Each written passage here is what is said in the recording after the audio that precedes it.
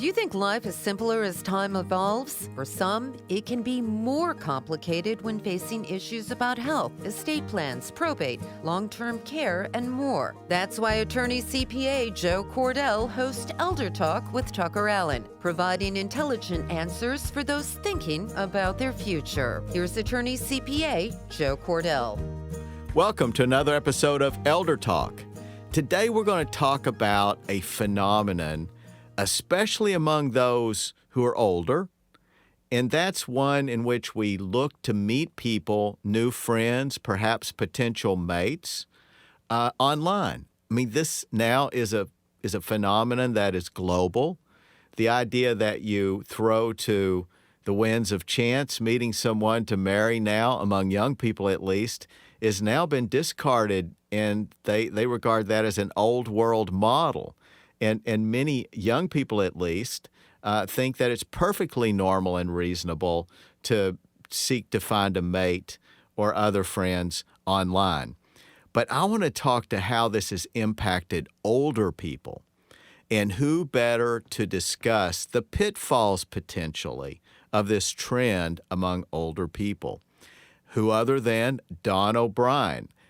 Jill, why don't you remind our audience who Don O'Brien is? Yes. Besides being one of our favorite guests, Don O'Brien is an investigator with the Better Business Bureau. The fact is that there are some practices that occur as it relates to people trying to find others in their lives that exploit older people.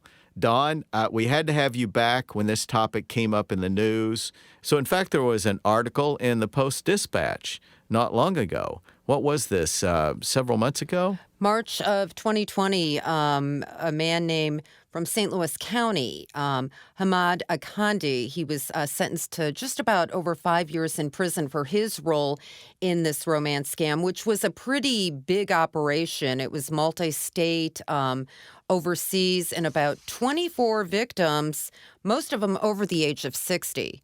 And built out of, hundreds of thousands of dollars. So then this case that we're talking about here was one that was actually occurred over the course of, 2019, and then was actually prosecuted in March of this year? Correct. Yeah, so it's a common thing, and I think that it behooves us to talk about this for our audience. So, Don, tell me, to what extent has the Better Business Bureau come across this, and how widespread is this sort of crime? Well, unfortunately, what you just described there and what Joe just described with that case with Mr. Akande is par for the course. I mean, that is the hundreds of thousands of losses, the victims being 60 or older, in that senior citizen range, and we hear it a lot at BBB. We have done a lot of in-depth study into this back in February of 2018. Our International Investigations Unit, which is headed by Steve Baker, who used to be the head of the FTC regional office in Chicago. Steve is relocated to the St. Louis area, and he puts out at least once a quarter, we go in depth on a subject, and he is obviously, with his background with the FTC, he has lots of connections, not only here statewide but worldwide, and he's used that to really help give people a deeper understanding of some of these issues. And this romance scam issue is one that. Even before the internet, we saw it, but because of the proliferation and the, everybody uses the internet now. It doesn't, it's not, right. When it first started, it was maybe the young kids, but now my parents are in their 70s. They're both on the internet at least daily. I'm sure that the folks that are listening to this right now, they may be a senior citizen, they may be retired. They probably read the internet and get on there and access it through things like social media. There might be dating sites that you might be on if you're listening right now, and it is. Not buyer beware, but user beware when you get on those types of things. Yeah. And these people troll around, so it's not as if, as long as you stay away from, for example, dating websites or matching websites, that you're safe. These people will troll around on social media such as Facebook, places where they know they're going to find a lot of older people, and make their way into a friended position, maybe a friend of a friend, and suddenly they have access to you. I mean, no longer can you be sure that anybody you care for that's older is protected. I mean, even if they're in a long-term care facility of some sort. I mean, there's no place no matter how you lock and bar the doors, that you protect someone from gaining access to these people through the internet. You're correct, and they are predators, and I'm 50 years old, just common-looking guy. I could easily go make a Facebook profile right now that says I'm a 24-year-old stud from the military. I could go out there and I could say that I'm if I wanted to portray myself as let's say if I want to portray myself as a very successful lawyer and wanted to put some kind of, I just rip a picture off the internet, put it on my profile, and I go. I could put that on Facebook. If I wanted to, I could go on to Match.com or I could go on any of those dating websites, and I could do that because there really isn't any type of vetting process. You don't have to verify your identity, certainly for Facebook. I've been married for 26 years, so I don't know anything about the dating websites. But good answer. Well, thank you. You got to cover your bases here. Yeah. Right. But again, but having done research into those things, and not personal research, but for my profession, there's also no vetting process there. That you don't have to. It's not as if they say, okay, you have to give them all these credentials and say, okay, well, guess what? Yes, you are actually a human being. You are who you say you are. Go ahead and go. There's no, sometimes social media will have their blue check marks, so you're actually the information is coming from who it says it is. There are no verification check marks in those on those online dating sites, to my knowledge. So if you go on there, you got to watch where you step, because the next thing you know, especially for older folks who are, especially during the last 8-9 months during this pandemic, right, you've been shielded from the world. Yeah, and they're lonely. I mean, everyone's lonely. And this pandemic's been a scammers playground for everything, including romance scams. Well, Don, the FTC reported that there were 12,000 romance scams during the first 2 quarters of 2020. 12,000. Yeah, and wouldn't you think that maybe those numbers are much higher because maybe a lot of victims are too embarrassed to come forward? That's a great point, Jill. And yes, we at BBB on a regular. Let's say you had a marketplace interaction with someone that upset you. I'm not even talking being scammed. I'm just saying, okay, you went and you didn't like what this business did. We only hear between, we believe, 5 and 10% of those types of complaints. If you have a bad business, we only see the tip of the iceberg. Yeah, because most people aren't going to go to the trouble. Correct. It takes time, it takes focus and commitment, and the vast majority of people just want to forget about those bad experiences. Correct. So then, that's just something normal. Here you have the additional layer of guilt and shame, and if you've been dealing with these folks. And you've lost tens of, maybe even hundreds of thousands of dollars to somebody who you thought cared for you and you had trust in them, and they didn't show the same trust back in you. Certainly that 12,000 is a small sliver of the actual romance scam victims there are out there. And the reported losses, we have, $200 million last year to the FTC alone. Over the past 5 years, it's been more than $1 billion with a B lost in romance scam, just reported losses. That's, again, just a fraction of what the overall problem is, because, again, we see a very small percentage of victims who actually reach out and seek help. If you think about it, it is the perfect scenario for someone wanting to perpetrate that sort of fraud.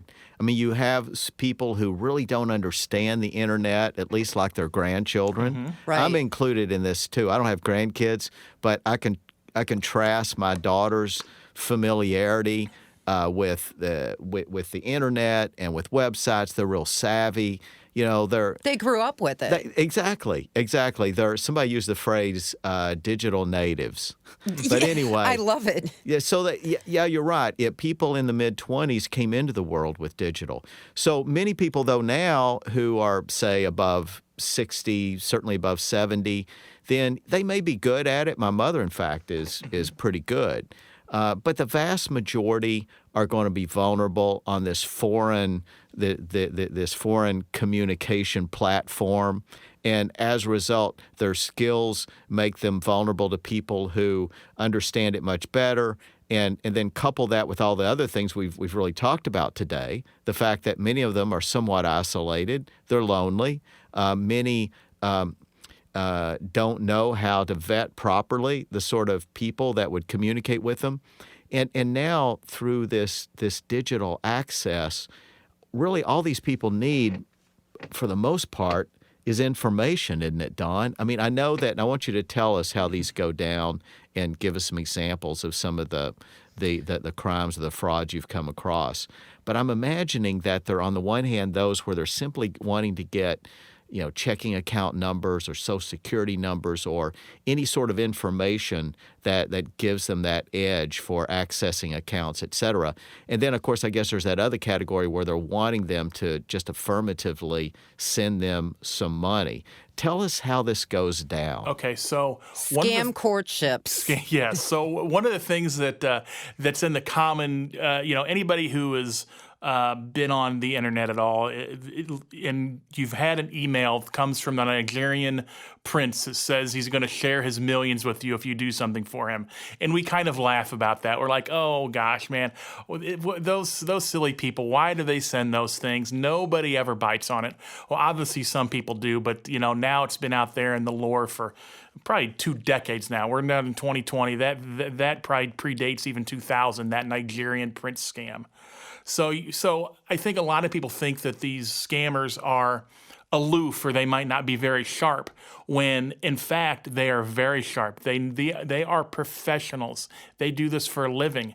And these scammers actually have scripts that they play off of. They have this all scripted out from the first initial contact of the victim to how they string the person along throughout the entire ruse. It is scripted out from step A to step Z. So while you may think it's that they aren't very smart at what they do, they are very smart, and it's they have these scripts because they know what works. They know what it's going to take to get money out of people. And the first thing they do is they'll set up whether it's a profile on social media or one of those if they decide to pay for some type of online website, some personal dating site. A lot of times they will pay for things with ripped off credit cards anyway, so they're not losing any money by creating these. It's not costing them anything. Exactly for this right. enterprise. Correct. So they'll take ripped off credit cards they may have gotten from some other scam they've done, use that in a romance scam, and then they're off and running. And the one thing they do is they look for the lonely. They know how to target people. One of the first things they'll try to do after they've made contact with somebody who they think is going to work with them is, if they're talking on Facebook, they're going to try to move that conversation off of Facebook as quickly as they can. They're going to want to try to start texting them, or they're going to want to try to start emailing them, because they don't want to be on Facebook. Same thing with if they found them on a dating website. They're going to try to move off of that dating website platform and try to go somewhere else, so they can have better control of the conversation. They can do more. They can, I don't know how easy it is to transfer money on things like Facebook. It's easier now than it used to be, but they're going to try to control the situation. One of the things they do is get them off of that platform from which they met, so that way they can control how this conversation is going to go, and they can take advantage of them to the fullest extent. So now, these people, do they purport to have something in common, to having been from the same area, some sort of way to launch this relationship? What is their typical strategy to develop a friendship? The typical strategy would be, and again, a couple of victims spoke to us back in 2018 when we first put out this report. And in both instances, and a couple instances that we had in that report, they had just lost a loved one, they just lost their husband, or they just lost their wife. So the scammer would also be in the same situation that, their significant other, their wife or their husband had just passed.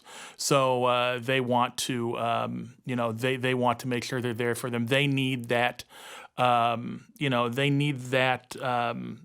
Camaraderie as much as they do because they're feeling the same type of pain that they are. Now, the one thing you have to remember, the scammers, while it may be a widower, it may be a woman who they go after, that could certainly be another woman on the other end of the line. You don't know who that is because they use these fake photos, they use fake information. The U.S. government is a very popular. U.S. military, is a very popular target for the scammers. They'll say that they're military. They'll say that they've, they're a Marine or Army or Air Force, you name it. They'll make up these stories and they'll try to concoct situations where they need help and they need money because they're, let's say that they're stationed in Iraq or something and they need money for their family or maybe their mother is sick and they said, I need money for my mother. So again, the ruses they put together are very elaborate, but they're all drawn out too. So they certainly know what they're doing. And, I can see where posing as a member of the military would be effective because most people do respect people in the military. Without a doubt. So they may, there's a many number of things that they'll do, and if you can think of it, they have done it. Now the goal, though, is to establish a bond, some connection. So whether they're from the same area, whether they have a military connection, and for the most part, older Americans, I think it's fair to say, are more patriotic and more perhaps appreciative of the military than many younger. So if someone purports to be a widow or somebody who has served in the military previously, I can see where that would have credibility. But then they want to move to a need for cash. And do they get to the point where they're saying, look, it's important for you to trust me? How do they go from not knowing them to being their friend to getting them to give them information? And what is the information that they're asking for? A lot of times it's cash. Other times they will want any personal information like banking information. They may say, okay, well, I'm going to go ahead and I'm going to get an insurance policy put on myself. I'd like you to be the benefactor, but in order for that to happen, I'm going to need your Social Security number so that way, when I do pass away, that you are going to be the recipient of that. So, and again, by the time they've tried that, they've built up the trust. They know when they shoot their shot at that point that it's going to probably work. And they're going to get that information, whether it's banking, whether it's Social Security. Again, they're very manipulative and very good at what they do. Don, I'm curious about something. How do they get around not having visual communication? I mean, we're in the Zoom era ever since the pandemic. Most people have a camera or FaceTime on their iPhone. So how do they get around that? Well, yeah. You'd think they'd want to do the person who's the innocent party would want to do some sort of Zoom. Yeah. Correct. And that's Joe, that's a great point that you make there. And it's a great question. And that has become a little harder for these scammers. Again, they, as you say now, even in the past, probably 3 years or so, the proliferation of video, being able to just FaceTime someone if you have an iPhone, or whether it's going on a Zoom call or something. That's a lot more readily available now than it was even 5 years ago. They just make up excuses that they buy. If they're playing as if they're a military member, they'll say, well, you know what, I don't have access to a satellite and I can't do that. I can only text. Our signal's not strong enough to do video. Or if they're they'll think up any number of reasons why they can't go, quote unquote, live with you. And then, of course, though, there are the people that are themselves in a way, meaning that let's assume that they're 60, 65 years old, suave, nice-looking guy. I'm stereotyping here. It could go either way. It could be a woman who's attractive, but but in other words, somebody who really does look the part, and they may be simultaneously have relationships with, as this case in St. Louis, as I recall, this person was having a relationship with a bunch of people. So it wouldn't preclude the Zoom. And in that case, when the person sees them, they're nice looking, they're in the same age range roughly, and it could advance their fraud, really. Yeah, those are going to be rare, though. What you've got, even with this, the example that we had earlier with who was Mr. Akande, while he's going to have a couple different victims at the same time, he's going to have 4 or 5 different identities that he's using for those 4 or 5 different victims, and he's got to make sure he keeps them all straight as he's dealing with them. He's not just going to work as we'll just call him Joe Blow. He's not going to be Joe Blow to each one of those victims. He's going to have different names. He's going to have different stories for each one of them. Yeah, but that's the point, is he would have different names and different stories. The only thing that would be consistent would be this nice-looking face and a nice voice. And but he again, it's because he's maybe a Nigerian national.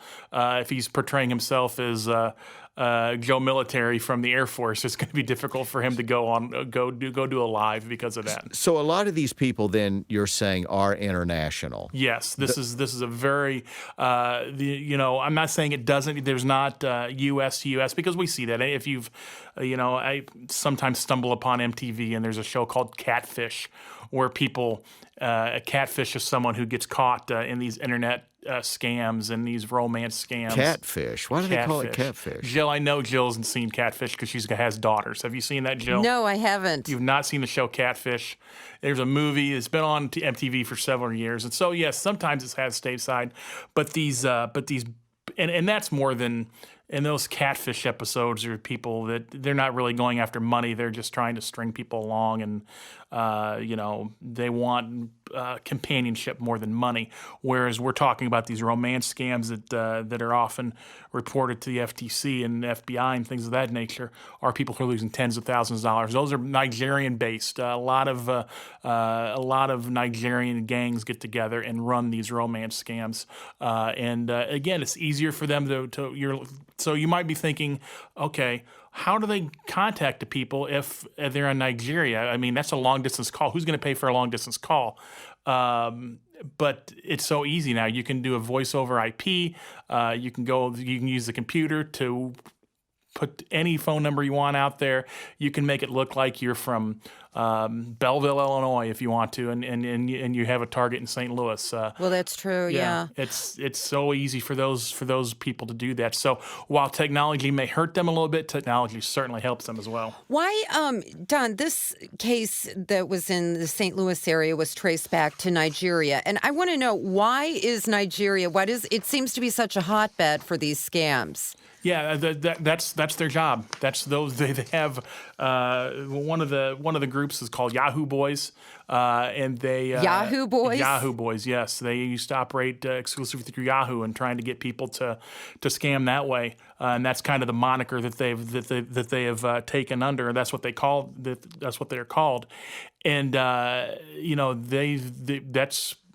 Like you wake up and go to work in the morning and do your thing. Joe goes to his legal office and does his thing. Well, their thing is working at all hours of the night, and that's their profession, is to be professional scammers. And I guess that means, though, that English is commonly spoken there, because this person would have to have some facility with English. Yes. To pull this off. They'd have to be pretty good in terms of their English skills. They do have English, although it's the one interesting thing about the example that we've been talking about. And one of the things that this Hammed Akande did as part of his ruse, he's a 39-year-old Nigerian national, and he was actually one of their editors. He edited their mailings and some of their communications they had to people, so that way it would seem like it was more Americanized, if you will, to use a term, because a lot of the folks who were working on these things, their English wasn't as sharp. So he was almost their editor in making sure that the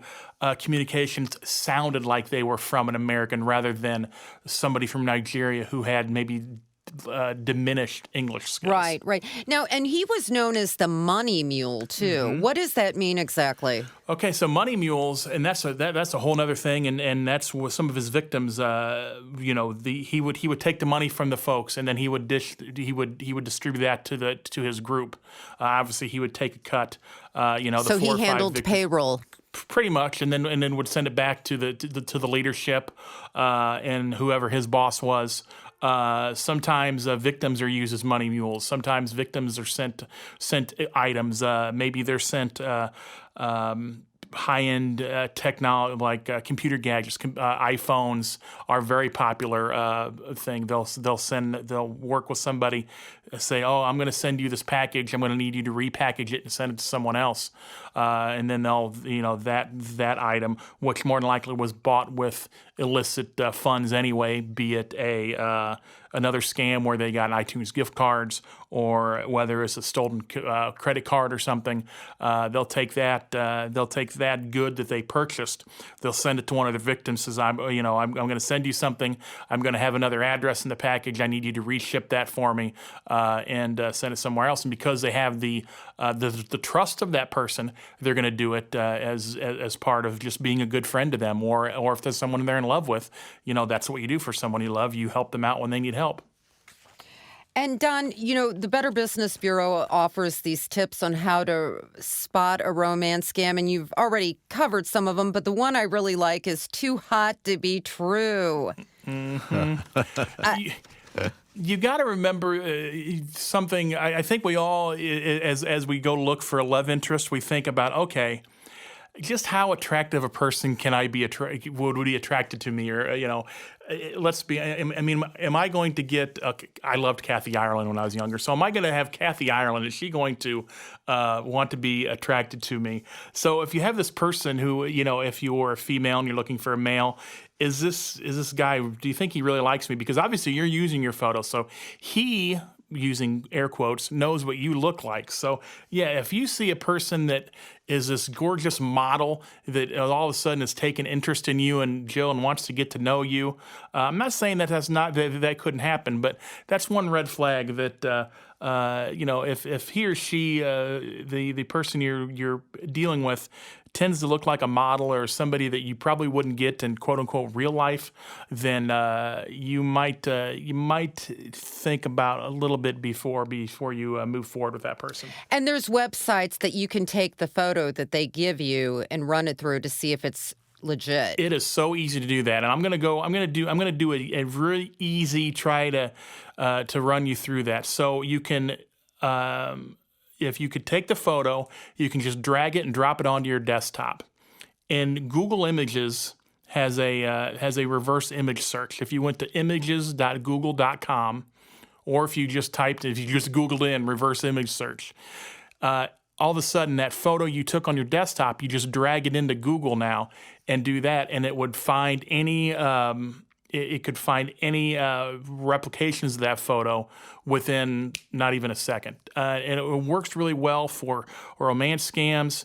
I tell people to use it a lot if they're approached by a business that they don't know anything about. Maybe they're trying. We find sometimes fake timeshare companies pop up and they want to sell timeshares to Mexico, and they'll just rip off photos of other websites of their CEOs and such.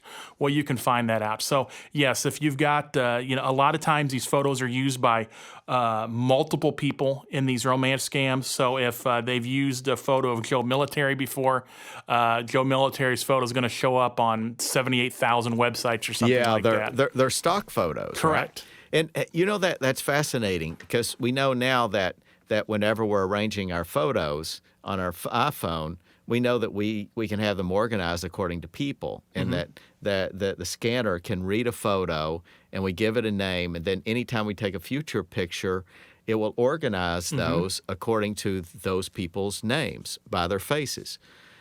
So it just makes sense that you could take a picture of someone, and I didn't know, incidentally, you could do this, because it's called reverse image. Reverse image search. Reverse image search. Reverse image search.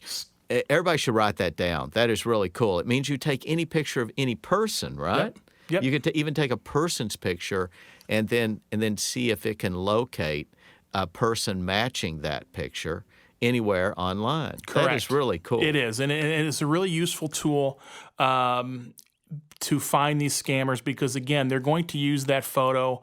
Now, if it's a unique photo and if it's a photo on their phone, like if I took a photo of Joe right now and put it out there, it's probably not going to find it. But if I took a photo from your business website and all of a sudden I use that as my profile photo because I want a good-looking, handsome guy to scam these women with online, and I'm going to use a photo of Joe.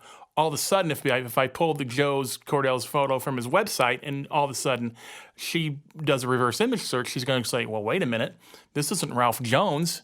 This guy is a lawyer named Joe Cordell. So are we close, though, to being to having the capability that I just described? Yes, I think there's probably a way that you can do that without a doubt, because the facial recognition programs now are so much more advanced than they were even a couple years ago. So yes, I think that Joe, you're right. I think eventually we're going to get to the point that any type of similar looking photo with that face is going to pop up, and then you're going to be able to go to those. If he's a model, you're going to see all the other modeling he's done, or those types of things. So let's work through some more of these red flags. Too hot to be true was what we, I guess, just described. What about the idea of moving fast? That was listed in this article as being something to be suspicious of, where a person meets you, they tend to not want to take their time. They're in a hurry to push this to its goal for them. So tell us what that might look like. Well, it's going to be something where they fall for you quickly, fall for you in quotes.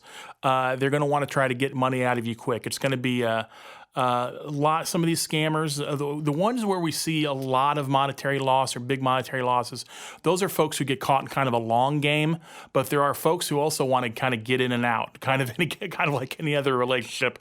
They want to wham bam, thank you, ma'am. They want to get the money, they want to get your trust, they want to get whatever it is, whether it's your social security number, whether it's your personal information, whether they just want to try to get some cash out of you. They're going to want to try to work quickly. They're going to everything in their life is going to be a problem. They're going to always be under duress or under stress, and they're going to need your help. Whether it's paying for, my car just broke down. I need help paying for my car. I've got, my kid.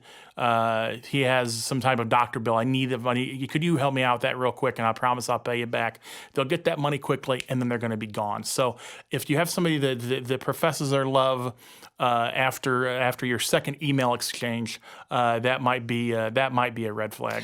I imagine they do a lot of research on their victims, which would be very easy to do with all the social media, so they know how to build some common ground and rapport. Without a doubt. And that's why we've talked about you guys have had me on in the past about your social media and making sure you have that locked down as private as possible. A lot of people like to show off, and that's what social media is. It's a way for us to kind of be peacocks and show our feathers, if you will. Right. Yeah, especially Facebook. Exactly. And while that's great, and you can certainly do that, you want to make sure that you have your settings on private as much. You just want your friends to see this. You don't want your friends of friends to see it. You certainly don't want the public to see all your stuff. So make sure that you have your socials profiles, primarily Facebook's what we're going to talk in here, because Facebook, when it first started, was for college kids and younger people. They're not on it as much anymore. It is the older set. It is the retirees, people who are 50, 60, 70 years old, 80 years old, who want to show off what their grandkids are doing, how life is like for them in retirement. You want to make sure you're on private as much as possible. And you also want to make sure that you only accept friend requests from people who you actually know or have some type of relationship with. Believe it or not, these scammers will send you requests all the time. For whatever reason, on Instagram, I have an Instagram account. I hardly do anything with it, but I know there are bots out there and there are scammers out there who purport these to be these unbelievably good-looking women who want to see my Instagram photos. Well, that goes back to kind of our who are too hot to be true. I don't know you, and I don't care how hot you portray yourself to be, you're not going to get to see my Instagram photos. So, you have to have a healthy dose of skepticism when you're doing these things online. And remember, a lot of this access, people should keep in mind, is not coming necessarily voluntarily from you. You read regularly about people in North Korea and elsewhere, but for a variety of reasons, not just what we're talking about here, but they will hack. They will hack these servers of Facebook and other social platforms, and once they've done that, then all this information that you've put on that's even private for your friends is going to be available to them, at least for each of those accounts that they hack. And often you'll hear where 1 million have been hacked or 2 million will be hacked. And that just gives them a treasure trove of this personal, confidential information to work with. And once they know that much about you, they really have an edge. Yeah. And one thing we like to do on Facebook, Joe, is we always you'll tag who your nephew is, or your niece, or your cousin, or you might say there's a way to connect familiar relationships on Facebook. If you have your thing public, all of a sudden, if they say that Joe's Facebook is public, and he let's say that one of your daughters is also listed on your profile, well, that scammer will maybe purport to be one of your daughters, and maybe say that she's in some type of situation that she can't get to you right now. That's different than a romance scam, but those romance scam perpetrators will use that information on them and say, "Oh boy, you know what? Your daughter Jenna is just beautiful. I think she's such a lovely young girl," and you're going to be smitten by that. You're going to, "Oh, that's very nice that you're saying about that." So again, it's a way to build trust. So they're going to try to find out as much as they can about you, and a lot of that is done through your social media. Yeah, and that is one of the things that this article that summarized these characteristics also brought up as a red flag, is that there will be talk about trust and how important trust is, and demonstrating trust, and then setting the stage for this big ask or whatever it might be. And the big ask, and if you don't go along with the big ask, all of a sudden they make the victim feel bad, as if, "Oh, well, don't you trust me? I thought you said you loved me. I thought we had a connection here. Why won't you help me?" So, and put you on a guilt trip. Yep, it'll put you on a guilt trip. And again, that's part of their emotion and manipulation that they use in order to get into your wallet. Other red flags: don't want to meet. We kind of talked about that. Mm-hmm. If there are all sorts of reasons and excuses that they can't meet you, or Facebook or FaceTime rather, then that's a major red flag. Yeah, you have to wonder about that.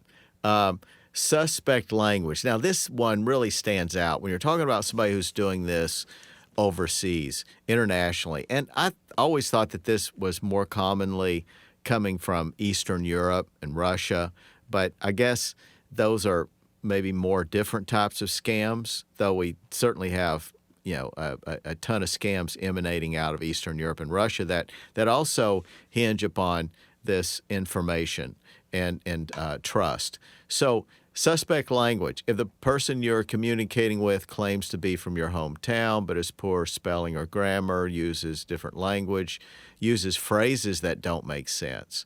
So, the idiom in any language, that's like when you put together a string of words that if you were to know the meaning of each of those words individually, that would not give you a clue to what that phrase means.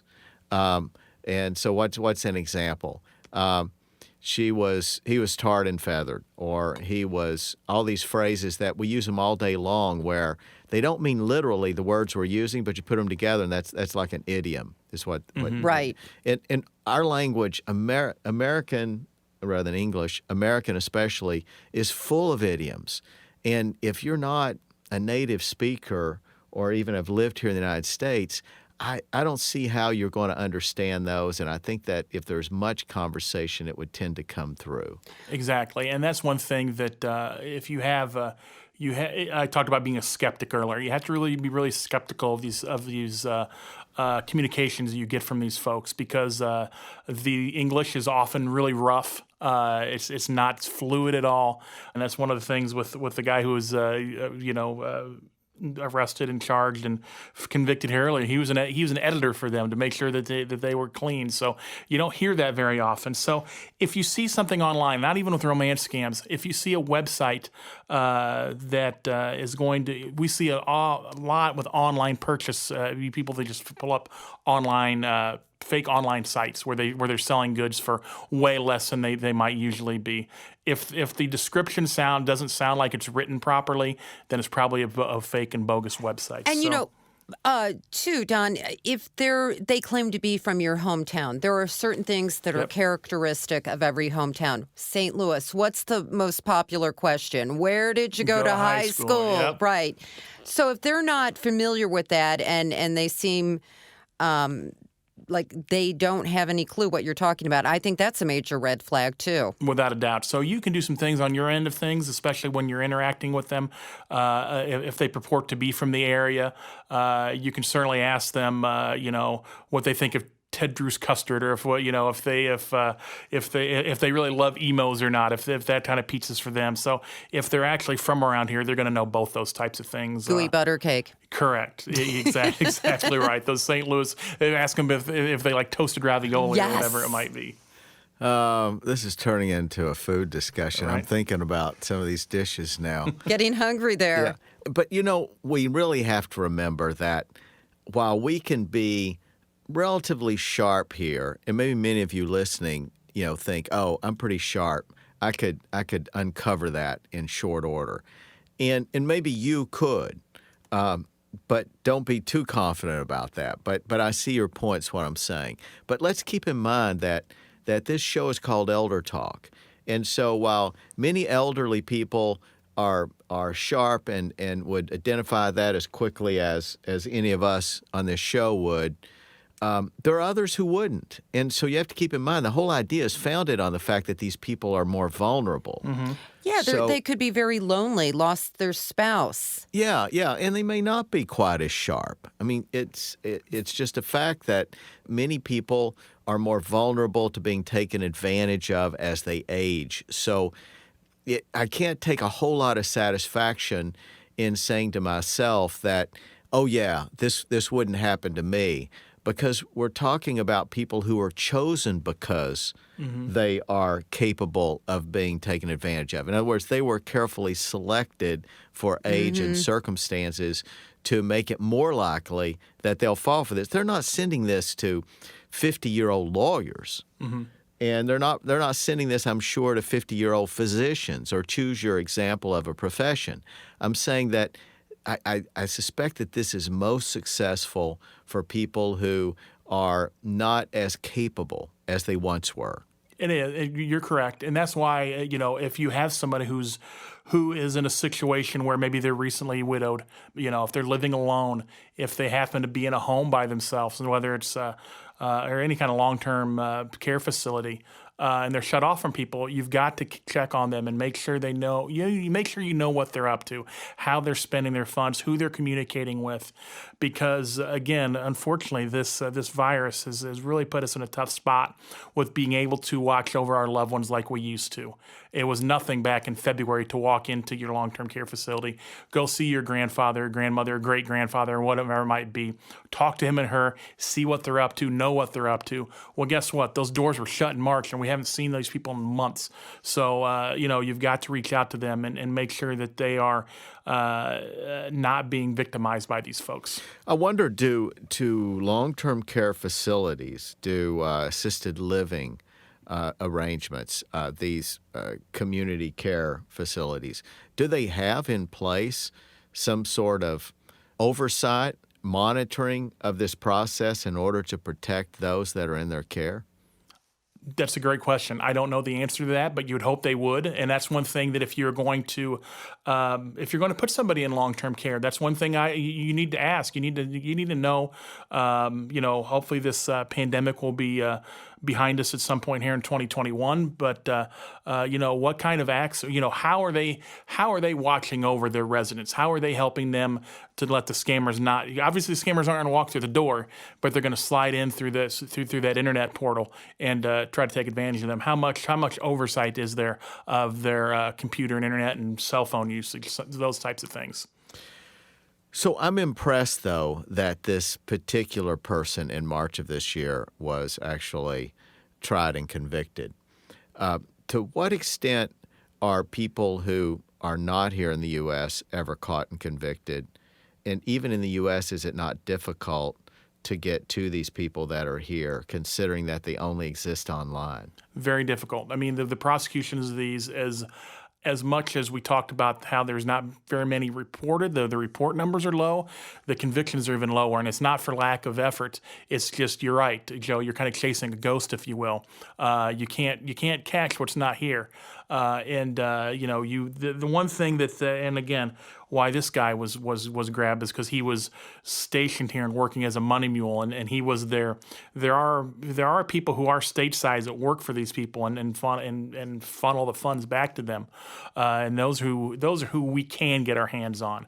But for the great majority of these people who perpetrate these things, law enforcement cannot get to them because of where they're located. And even though this guy was convicted, he got a little over 5 years. The punishment doesn't really seem to fit the crime. I mean, the hundreds and thousands of dollars that these people were bilked out of.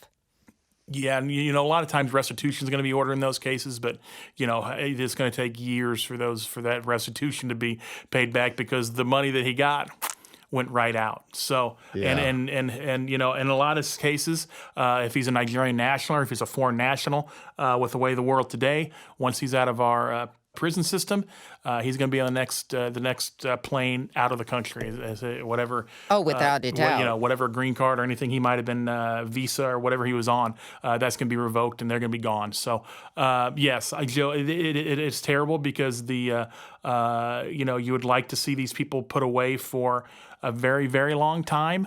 Unfortunately, that doesn't happen a lot. So, Don, for our listeners, of course, who are senior citizens, what would you want to say to them if they come across anything like this? Well, the first thing you're going to want to do is reach out to, if you're a senior, you can reach out to a loved one, whether it's a son or daughter, a nephew, and, somebody who you trust to say, hey, I'm dealing with this person. What do you think? And maybe it's a friend that you trust, and you're like, hey, let me bounce this off you and think about this. And then if you have been affected, you're going to want to do a couple things. If you've lost money, especially through the internet, you're going to want to go through the FBI, the Internet Crime Complaint Center, which is really easy to go to, ic3.gov. You can report it there. You might want to report to local law enforcement, just so they have a record of it in case they're working on any other cases that might be tangential to what you've reported. Would be good. You can always report it to us at the Better Business Bureau, but this is not a marketplace dispute. But we will help you get in touch with whether it's somebody from the FBI or the FTC. Obviously gets a lot of complaints about this too. So those go to the officials, talk to a friend, go to the officials and see what they can do for you and if they can get you any of your money back. Unfortunately, in many of these cases, once that money is out, it's gone.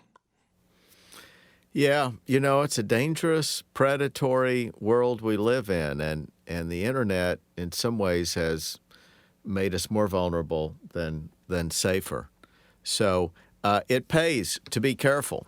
Don, marvelous information, great as always. I'm sure we will have you back on future topics of I'm sure we'll have you back to talk about future areas of concern.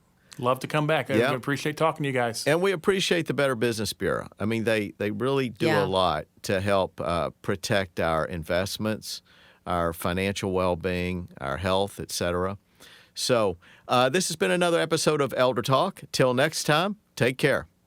You've been listening to Elder Talk with TuckerAllen, providing intelligent answers for those thinking about their future, with Attorney-CPA Joe Cordell. Sponsored by TuckerAllen, your estate and elder law advisors. For more information, visit TuckerAllen.com. Listen again next Saturday for another edition of Elder Talk with TuckerAllen. The choice of a lawyer is an important decision and should not be based solely on advertisements.